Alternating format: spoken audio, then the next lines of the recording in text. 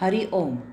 योगदास जय गणेश जोशी यांनी निरूपण केलेला ज्ञानेश्वर माऊलींचा हरिपाठ अभंग 20वा, ओवी क्रमांक 81. योग याग क्रिया धर्माधर्म माया, गेले ते विलया हरिपाठी. योग याग क्रिया धर्माधर्म माया, गेले ते विलया हरिपाठी. श्री ज्ञानेश्वर माऊली म्हणतात की योग याग क्रिया धर्माधर्म माया. येथे श्री ज्ञानेश्वर माऊलींनी योग, याग, क्रिया आणि धर्म या 4 सकारात्मक गोष्टी घेतल्या आहेत. अधर्म आणि माया या 2 नकारात्मक गोष्टी घेतल्या आहेत. पुढे ते सांगतात की गेले ते विलया हरिपाठी. नामस्मरणामुळे या सकारात्मक आणि नकारात्मक अशा दोन्हीही गोष्टी हरिपाठी विलय पावतात. हरिपाठामुळे द्वैतातून साधक अद्वैतात प्रविष्ट होतो.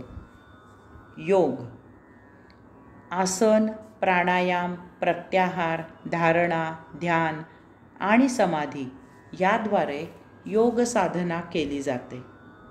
याग, वेदांमध्ये किंवा धर्मग्रंथांमध्ये सांगितल्याप्रमाणे यज्ञ, पूजाविधी इत्यादी करून साधना केली जाते.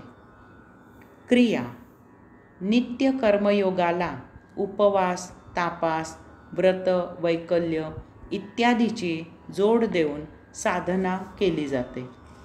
धर्म, नित्य पाळायचे यमधर्म करून त्याला मुद्दाम नियम आचरणात आणून जोड देऊन साधना केली जाते.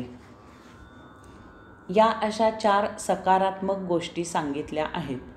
त्याचबरोबर 2 नकारात्मक गोष्टी सांगितल्या आहेत. अधर्म, साधक संसारी असतो, समाजात राहत असतो, जीवन जगताना काहीतरी चुरगाळले हे जातेच. ते अभ्यास, वैराग्य या योगे कटाक्षाने टाळायचे असते. माया ही भौतिक आणि आध्यात्मिक अशी 2 प्रकारची असते. सांसारिक वस्तुजगताची भोगापवर्गता ही भौतिक माया असते. योग, याग, क्रिया आणि धर्म यांचे पालन करताना त्या साधनांची, त्या क्रियांची ओढ असते. त्या क्रियांवर, साधनांवर प्रेम असते, त्यांच्याबद्दल जिव्हाळा असतो. या क्रिया, साधना साधकाला चिकटून असतात. ही आध्यात्मिक माया असते. मुक्तीसाठी या सकारात्मक आणि नकारात्मक अशा दोहोंच्या अतीत जावे लागते.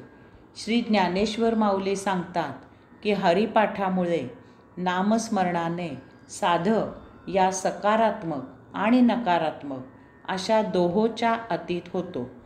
तो या द्वैतातून सुटून अद्वैत होतो.